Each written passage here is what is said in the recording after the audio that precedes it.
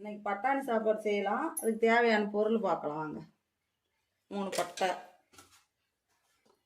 5 gram, பெரிய துண்டு இஞ்சி ஒரு துண்டு,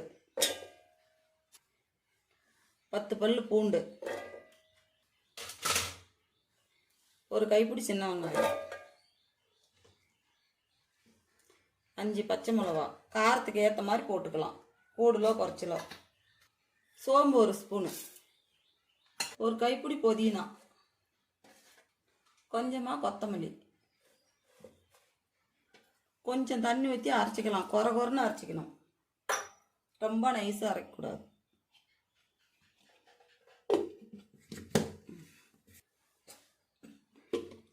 இந்த அளவுக்கு கொரன்னு அரைச்சி எடுத்துக்கணும். இந்த அளவுக்கு எடுத்துக்கோங்க.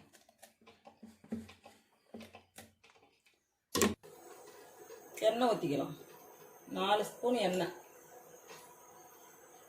அதோட 2 ஸ்பூன் நெய், 2 பிரியாணி இலை,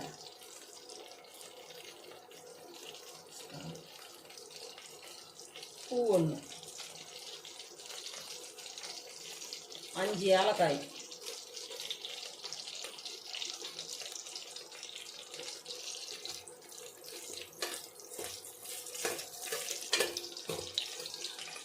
பெரிய வெங்காயம் கட் பண்ணி ஒரு வெங்காயம் வச்சுருக்கலாம், அதை போட்டு வதக்கலாம்.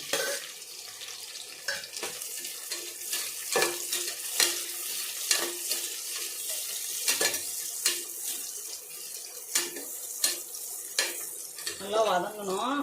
பிரியாணி கேட்டும் தேவையில்லை, ஒரு கண்ணாடி பதம் வர அளவுக்கு வச்சா போதும். இந்த சைஸுக்கு வெங்காயம் வதங்கினா போதும். கண்ணாடி பதம் வந்துடுச்சு. ரொம்ப பிரியாணி ஆட்டெலாம் கூட தேவையில்லை. இப்போ அரைச்சி வச்சுருக்கிறது நம்ம இதை எடுத்து போட்டுக்கலாம்.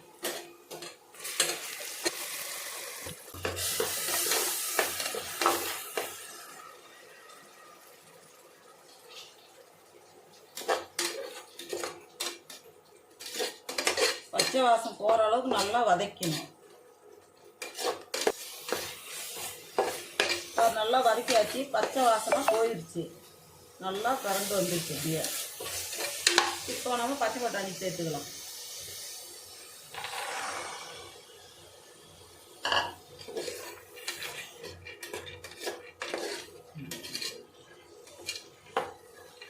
நைட்டு ஊற வச்சு எடுத்து வச்சுருக்கு. பச்சை பட்டாணி நைட்லேயே ஊற வச்சு எடுத்து வச்சுக்கணும்.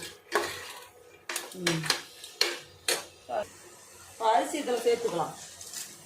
நான் 1 டம்ளர் அரிசி எடுத்துக்கிறேன். 1 மணி நேரம் ஊற வைக்கணும். நான் சாப்பாடு செய்கிற அரிசி தான் எடுத்துருக்குறேன், பாசுமதி அரிசிலாம் எடுக்கலாம். எந்த டம்ளரில் அரிசி எடுத்துருக்கோன்னா அந்த டம்ளர்லேயே தண்ணி வைக்கணும். நான் இந்த டம்ளர் எடுத்துருக்குறேன், 2 டம்ளர் தண்ணி வைக்கிறேன்.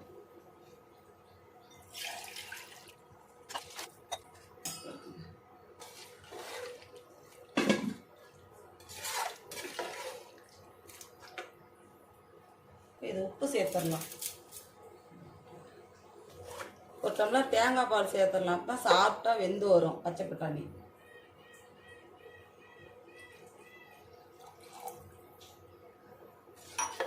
ரொம்ப சேர்க்காதீங்க, கரெக்டாக சேர்த்துக்கோங்க. எல்லாம் தேங்காய் பால் வாசம் தான் அடிக்கும் சாப்பாடு.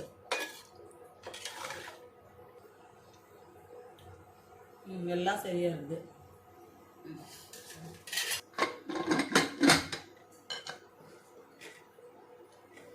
மூணு விசில் விட்டு இறக்கலாம். 3 விசில்.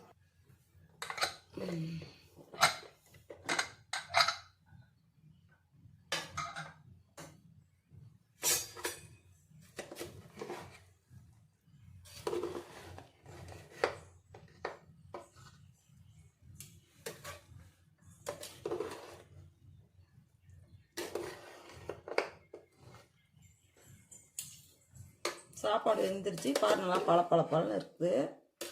இதில் நெய் சேர்க்கலாம். கொஞ்சம் நெய் 1 ஸ்பூன் ஊற்றிக்கலாம்.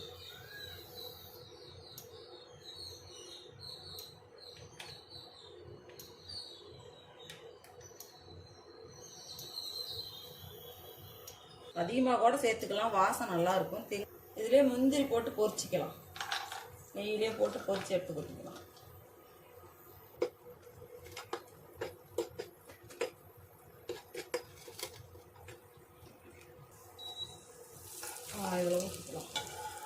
சாப்பாடு.